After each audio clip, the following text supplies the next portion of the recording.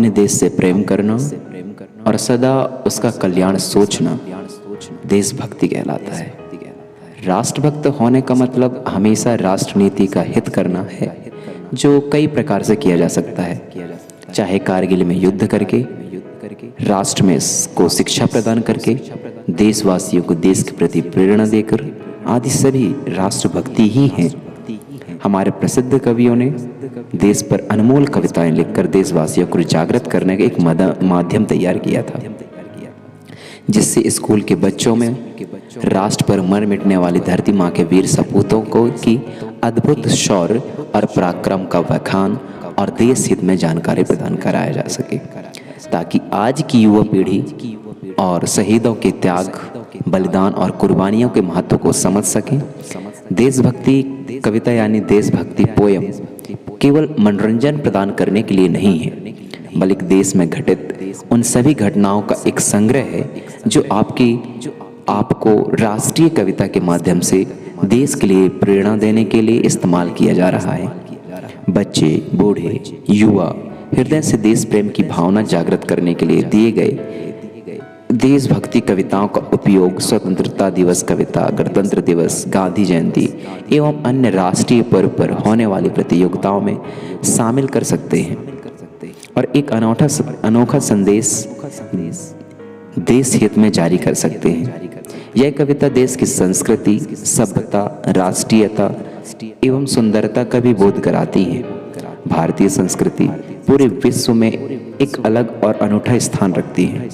इसकी मिसाल पूरी दुनिया में दी जाती है। इस देश में अलग अलग धर्म, जाति, लिंग, पंथ, समुदाय के लोग मिलजुल कर सहमति से रहते हैं। राष्ट्र की प्रतिष्ठा देश की एकता से बनती है, जो पूरे विश्व में एक नया पहचान लेकर उभरता है कि इस देश की संप्रदाय दूसरे से अलग है, और यही पहचान इस कविता से मिलती है।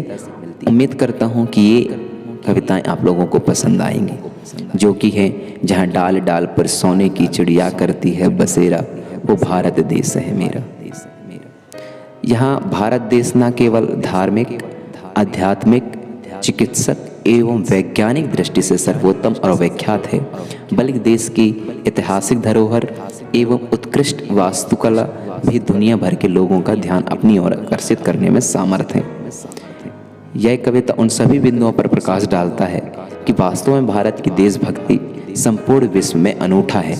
देश में कई प्रसिद्ध ऐतिहासिक स्मारक हैं जो अपनी सुंदरता, अपनी भव्यता के लिए पूरे विश्व में प्रसिद्ध है।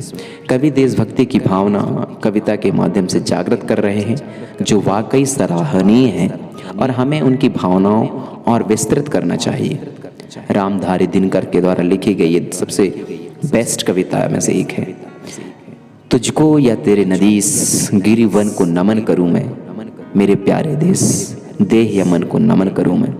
किसको नमन करूं मैं भारत, किसको नमन करूं मैं, भू के मानचित्र पर अंकित त्रिभुज यही क्या तू है।